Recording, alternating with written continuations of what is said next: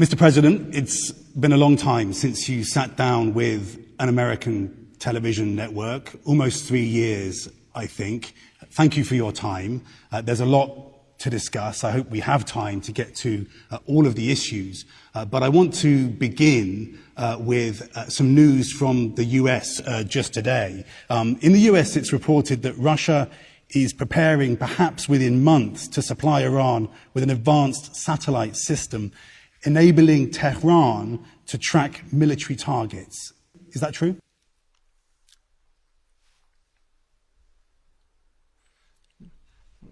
Would you mind repeating the question again? That we are preparing to hack what kind of facilities? No, the report today is that Russia is preparing to give or to offer to Iran satellite technology which will enable Iran to target military, to make military targets. No. We don't have that kind of programs with Iran. No. It's just nonsense all over again. Yet again, we have cooperation plans with Iran, including military and technical cooperation, and all of this fits the framework of the decisions that were agreed upon in our program in regard to Iran's nuclear program in the context of UN decisions, together with our partners in the preparation of the Joint Comprehensive Plan of Actions, whereby at some point sanctions, incling in the area of military and technical cooperation, should be lifted from Iran. We do have certain programs, but they all concern conventional weapons, if it gets that far. However, we haven't even gone to that stage yet. We don't even have any kind of real cooperation, even in the conventional weapons area. So if anybody is making something up regarding modern space-based technology, this is just plain fiction. This is just fake news. At the very least, I don't know anything about this kind of thing. Those who are speaking about it probably know more about it. It's just nonsense. So presumably you'd agree that giving Iran satellite technology that might enable it to target US servicemen and women in places like Iraq, or to share that information with Hezbollah or the Houthi in Yemen so they could target Israel and Saudi Arabia, that giving Iran that kind of satellite technology would be dangerous? Look, why are we talking about problems that don't exist? There is no subject for discussion. Somebody has invented something, has made something up. Maybe this is just a bogus story in order to limit any kind of military and technical cooperation with Iran. I will say once again, this is just some fake information that I have no knowledge about. For the first time, I'm hearing about this information from you. We don't have this kind of intentions, and I'm not even sure that Iran is even able to accommodate this kind of technology. This is a separate subject, a very high-tech subject. Yes, indeed, we don't rule out that cooperation with many world nations and us is possible in space, but probably everybody knows very well our position in terms that we are categorically against space militarization altogether. We believe that space should be free from any and all kinds of weapons located in near-Earth orbits.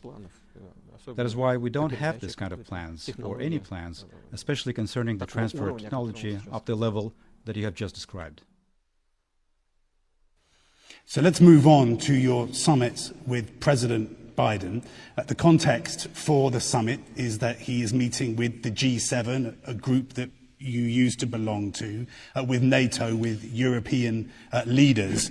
President Biden has defined his first trip to Europe as, quote, about rallying the world's democracies. He views you as a leader of autocrats who is determined to undermine the liberal democratic order. Is that true? Well, I don't know. Somebody presents it from a certain perspective, someone else looks at the development of the situation and at yours truly in a different manner. All of this is being offered to the public in a way that is found to be expedient for the ruling circles of a certain country. The fact that President Biden has been meeting up with his allies, there is nothing unusual about it. There is nothing unusual about a G7 meeting. We know what G7 is. I have been there on numerous occasions. I know what the values are in that forum. When people get together and discuss something, it's always good. It's better than not to get together and not to discuss. Because even in the context of G7, there are matters that require ongoing attention and consideration because there are differences. Strange as it may seem, there may be differences in assessments of international events on the international arena and among themselves. Very well then, let them get together and discuss it. As far as NATO, I have said on many occasions, this is a Cold War relic. It's something that was born in the Cold War era. I'm not sure why it still continues to exist. There was a time and there was some talk that this organization would be transformed. Now it has been kind of forgotten. We presume that it is a military organization. It is an ally of the United States. Every once in a while it makes sense to meet up with your allies, although I can have an idea how the discussion goes along there. Clearly everything is decided by consensus. However, there is just one opinion that is correct, whereas the other opinions, all of the other opinions, are not quite that correct, putting it in careful terms.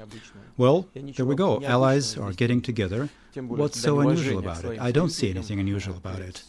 As a matter of fact, it's a sign of respect to the U.S. allies before a summit between the U.S. and Russian presidents take place. Probably it is being presented as desire to find out their opinion on the key issues of the current agenda, including those issues that President Biden and I will discuss.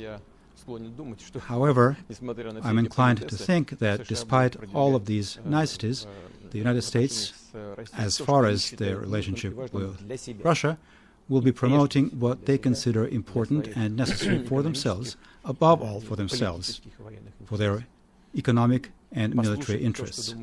However, to hear what their allies have to say about that probably never hurts. This is a working procedure. So let's talk about your meeting with President Biden, the summit that will happen after those meetings. President Biden asked you to meet with him. He didn't make any preconditions. Were you surprised? No. We have a bilateral relationship that has deteriorated to what is the lowest point in recent years.